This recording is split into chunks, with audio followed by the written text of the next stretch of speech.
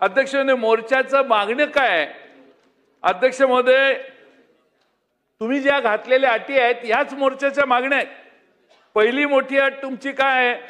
1900 कर्जमाफीचा लाभ ज्यांना मिळालेला आहे त्यांना आता 2 लाख रुपयाच्या कर्जमाफीचा लाभ मिळणार नाही.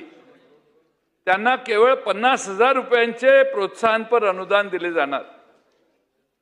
अध्यक्ष महोदय, पीक कर्ज दुसरं 2 लाख रुपयाचं पीक कर्ज आहे, ज्याला कर्ज आहे मी काढलंय समजा, तर मी आधी 1.5 लाख भरायचे, मग 50,000 रुपयाचं अनुदान सरकार मला देणार. आता मधल्या काळात एवढी आपत्त्या शेतकऱ्यांच्यावर आल्या, कर्जबाजारी झालाय, त्याला एवढे पैसे कुठून भरता येणार? या एका अटीमुळे 36 लाख शेतकरी बाहेर जात आहेत या आपल्या कर्जमाफीच्या योजनेतनं. दुसरी अट काय? 25-26 आणि 26-27 या दोन्ही वर्षाचे कर्ज नियमित भरले असेल तरच प्रोत्साहनपर अनुदान मिळेल. म्हणजे 2 वर्ष तुम्ही रेग्युलर असला तरच प्रोत्साहनपर अनुदान मिळेल.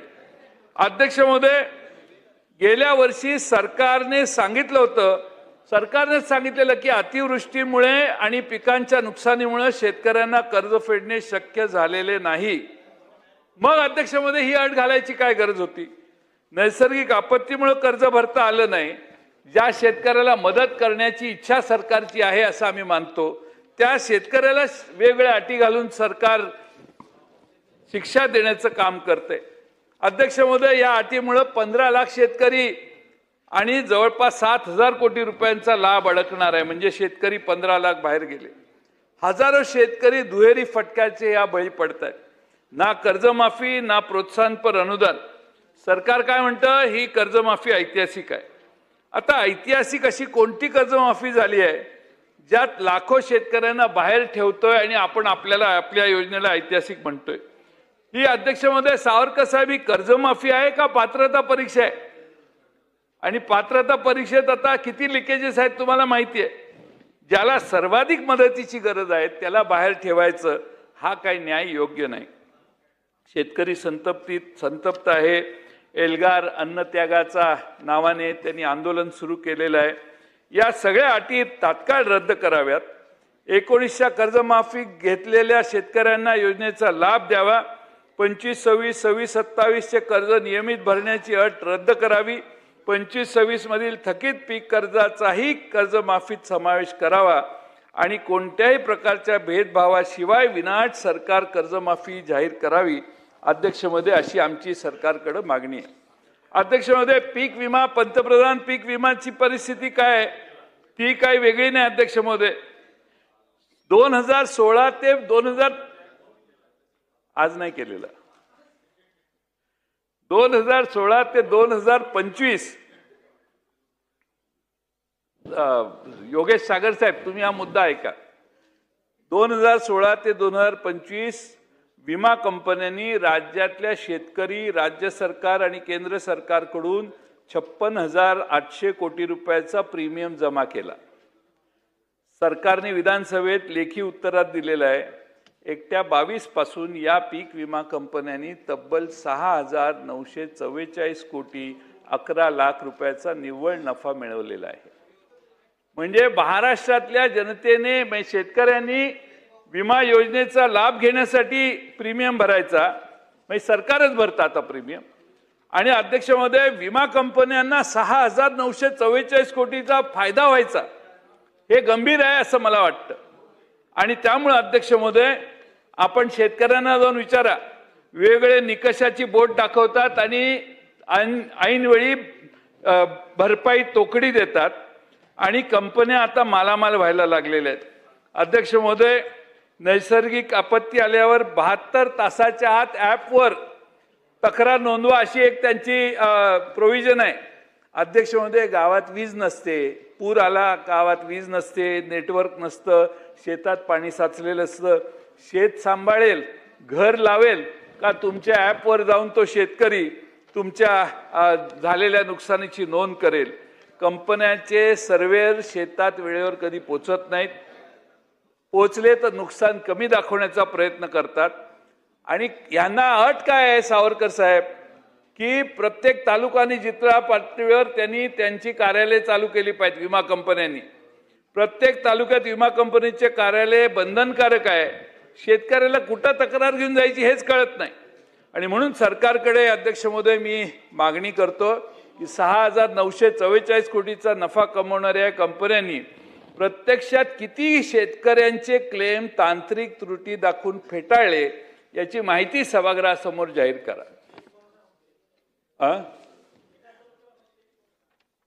ते तुम्ही हे माझ्या वतीनं बोला. माझा नंतर तुम्हीच बोलणार असा माझा अंदाज आहे. त्यामुळे हे भाषण पुढे कंटिन्यू तुम्ही कराल. बसून बोलू नका. सुरू करा. मान्य अध्यक्ष महोदय, मुनगंटीवार साहेब बोलणार आहेत का? मग ते तर बोलतीलच, त्यात काय प्रश्न नाही. त्यामुळे बीड पॅटर्न विश्वास आहे त्यांचा. इथे योगेश सागर इथे महादेवाचं हे लावलंय त्यांनी. सगळे देव आता पावत नाहीत म्हणून महादेवाकडे त्यांनी बीड पॅटर्न किंवा कप अँड कॅप मॉडेलची काटेकोर अंमलबजावणी व्हावी. एका मर्यादेपेक्षा या विमा कंपन्यांना जास्त नफा कमवता येणार नाही अशी व्यवस्था करावी. 72 तासाची अट शिथिल करावी आणि स्थानिक महसूल विभागाचा पंचनामा अहवाल अंतिम मानला जावा अशी आमची मागणी आहे. आणि ज्या विमा कंपन्या उडवाउडवीची उत्तरं देतात त्यांच्यावर गुन्हे दाखल करून त्यांचे परवाने रद्द करण्याचे 1-2 उदाहरणं तरी महाराष्ट्रात सरकारने करावीत अशी सरकारला माझी विनंती आहे. अध्यक्ष महोदय, आमचं महाविकास आघाडीचं सरकार होतं. 19 साली महात्मा ज्योतिराव फुले शेतकरी कर्जमुक्ती योजना 2019 जाहीर केली. त्यावेळी 19-20ला राज्याचं उत्पन्न महाराष्ट्राचं GSDP उत्पन्न 29,69,69,000 कोटीचं आहे. अध्यक्ष महोदय, आता ते उत्पन्न फार वाढलेलं आहे. त्या प्रमाणामध्ये आपण किती कर्जमाफी देतो आपल्या उत्पन्नाच्या, हा आकडा आमच्या कर्जमाफीपेक्षा कमी आहे. बोलून वेळ घेणं बरोबर नाही म्हणून मी माझ्याकडे सगळी आकडेवारी आहे. आणि त्यामुळे अध्यक्ष महोदय, माझी सरकारला विनंती आहे, या अटी आपण जर दूर केल्या तर फार लोकांना न्याय मिळेल. देवेंद्र फडणवीस यांचं देवाभाऊ हे पोस्टर कदाचित पुन्हा सर्व अटी रद्द केल्या म्हणून पुन्हा देवाभाऊ म्हणून फोटो एकच माणूस लावणार नाही, तर या महाराष्ट्रातले सगळी माणसं लावतील.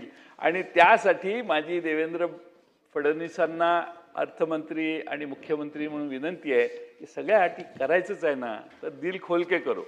अर्धवट केलं की नाही की मग माणसं फार दुवा देत नाहीत. आणि ऑडिट करायला संधी लोकांना देऊ नका.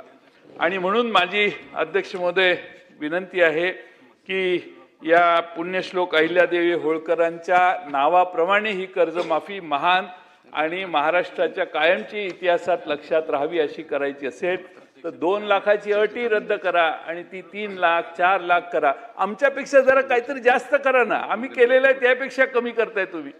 आमच्यापेक्षा जास्त केलं तर आमच्यापेक्षा जास्त लोकप्रिय होण्याची संधी तुम्हाला मिळू शकते. आणि त्यासाठी मी शेवटचा मुद्दा अध्यक्ष महोदय मांडतो. दुसरा HDBT कापूस बियाणं. अध्यक्ष महोदय, आज शेतकऱ्यांना सगळ्यात मोठी समस्या कापसाची आहे. तण नियंत्रण, मजुरांची टंचाई. शेतात वाढलेले तण, एवढी मजुरी खर्च होते आपल्याला माहिती आहे. आपण वर्ध्याचे आहात त्यामुळं तुम्हाला माहिती आहे. त्यामुळं HDBT वैज्ञानिक उपाय म्हणून जे तंत्रज्ञान बियाणं तंत्रज्ञान समोर आले ते जर अडॉप्ट केलं तर अध्यक्ष महोदय आपण तणनाशकाची फवारणी करून आपण तणाचा नायनाट करता येतो. 60 ते 70% मजुरी वाचेल शेतकऱ्यांची. म्हणून माझी विनंती आहे की या तंत्रज्ञानाला विरोध न करता तो लवकर अडॉप्ट करण्याचं काम करावं. तीच परिस्थिती कांदा प्रश्नाची आहे. दरसोड वृत्ती केंद्र आणि राज्याची एवढी आहे की आयात निर्यात धोरणामुळे कांद्याचे भाव कोसळतात. जेव्हा शेतकऱ्यांचा कांदा घरात येतो त्यावेळी निर्यात बंदी लावता तुम्ही. आणि ज्यावेळी शेतकऱ्यांचा कांदा व्यापाऱ्यांकडे जातो त्यावेळी सगळे नियम शिथिल होतात. हे जरा दिसायला बरं दिसत नाही. म्हणून माझी मागणी आहे अध्यक्ष महोदय की शेतकऱ्याला माहिती पाहिजे निर्यात बंदी येणार नाही, आपल्याला निर्यात करायची आहे. कांदा यायच्या आधी 15 दिवस 20 दिवस माहिती पाहिजे. त्यामुळे हे बंद चालू हा उद्योग जरा कांदा उत्पादकांच्यावर अन्याय करणारा आहे. आणि कांदा उत्पादक आज शेतकऱ्यांच्यावर खुश नाहीत. याचं प्रमुख कारण आता तर ते अमेरिकेच्याशी करार झालेला आहे आणि कापूसही तिकडं विदाऊट एनी ड्युटी येणार आहे. तुम्ही कांद्याला निर्यात करायला ड्युटी लावताय. त्यामुळे अध्यक्ष महोदय, अमेरिका तुम्हाला मागणी करते आमची सगळी ड्युटी रद्द करा. तुम्ही येणाऱ्या मालाला ड्युटी रद्द करायला लागलाय आणि निर्यातीला ड्युटी लावायला लागलाय. आणि त्यामुळे अध्यक्ष महोदय, सगळ्यात शाश्वत हमीभाव शेतकऱ्यांना कांद्याचा निश्चित करायचा काम सरकारने करावा आणि प्रति क्विंटल थेट आर्थिक मदत देण्याचं काहीतरी योजना सरकारने काढावी. आणि नाफेड आणि महा FPC यांनी पारदर्शक पद्धतीने कांदा खरेदी केंद्र तात्काळ सुरू करावीत. दुसरा शेवटचा मुद्दा सांगतो. यंदा कांद्याचं उत्पादन 273 लाख टन होणार आहे. 274.9 म्हणजे 274 लाख टन. आणि नाफेड आणि महा FPC यांना खरेदी करण्याचं उद्दिष्ट किती दिलंय माहिती आहे का? 2 लाख टन. 274 लाख टन कांदा महाराष्ट्रात निघणार आहे आणि 2 लाख टनाचं उद्दिष्ट दिलेलं आहे. म्हणजे 0.73% एवढा कांदा खरेदीची केंद्र महाराष्ट्रात येऊन ह्यांचं मार्केट इंटरव्हेन्शन 0.73%. अध्यक्ष महोदय, 10% तर मार्केट इंटरव्हेन्शन असलं पाहिजे, त्याचा इम्पॅक्ट झाला पाहिजे. आणि म्हणून अध्यक्ष महोदय, सरकार गप्पा फार मारतंय, जमिनीवर काही होईना झालंय. आश्वासन शेतकऱ्यांना देऊन आपण निवडून आल्यावर अध्यक्ष महोदय अशा गोष्टी करणं योग्य नाही. मी अधिकचा वेळ घेत नाही, पण अध्यक्ष महोदय, शेतकऱ्यांच्या कर्जमाफीबद्दल दिलदारपणाने याला आपण सामोरं जायला पाहिजे. कृषी मंत्र्यांना माझं भाषण ऐकायला वेळ नाही, दुसऱ्यांशीच बोलत बसलेले आहेत ते.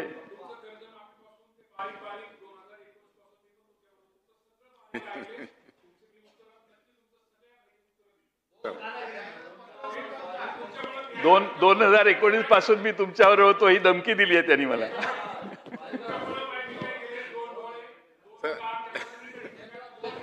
नोंद घेतली आहे. जयंतरावजी तुमच्या भाषणाची नोंद घेत आहेत.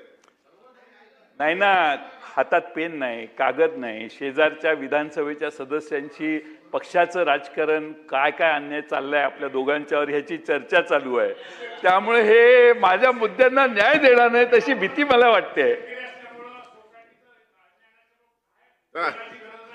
त्यामुळे चला, उत्तर चांगलं द्या, म्हणजे महाराष्ट्राच्या जनतेला खिशात 4 पैसे जास्त मिळतील असं उत्तर द्या. माझं समाधान नाही झालं तरी चालेल. चला, धन्यवाद. सरकारने कर्जमाफीसाठी 30 जून ही तारीख तर जाहीर केली, पण यामध्ये विविध अटी लावलेल्या आहे. या कारणाने बहुतांश शेतकरी आहेत ते अपात्र ठरत आहेत आणि काही जे शेतकरी आहेत त्यांचे त्रस्त होऊन आता ते मोर्चामध्ये देखील सामील झालेले आहे. काँग्रेसचे जे नेते आहे किंवा शिवसेनेचे जे नेते आहेत त्यांनी मोर्चा काढलेला आहे आणि शेतकऱ्यांना जी सरळ कर्जमाफी ती देण्यात यावी यासाठी त्यांनी मुद्दा हे मांडलेला आहे.